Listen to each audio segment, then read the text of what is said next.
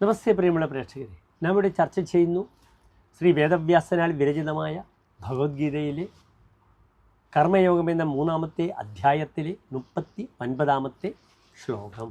ആവൃതം ജ്ഞാനമേതേന ജ്ഞാനിനോ നിത്യവൈരിണ കാമരൂപേണ കൗന്ദേയ ദുഷ്പൂരേണാനലേന ച.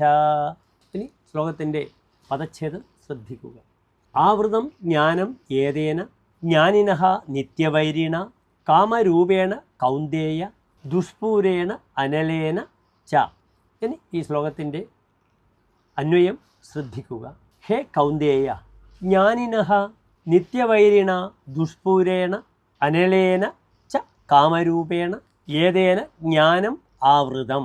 അല്ലയോ അർജുന, തൃപ്തിപ്പെടാൻ കഴിയാത്തതും അഗ്നിയെപ്പോലെ ദഹിപ്പിക്കുന്നതും ജ്ഞാനിയുടെ നിത്യവൈരിയുമായ കാമത്താൽ ജ്ഞാനം അനാവരണം ചെയ്യപ്പെട്ടിരിക്കുന്നു. ഇതാകുന്ന പ്രസ്തുത ശ്ലോകത്തിൻ്റെ സാരം. നമസ്തേ.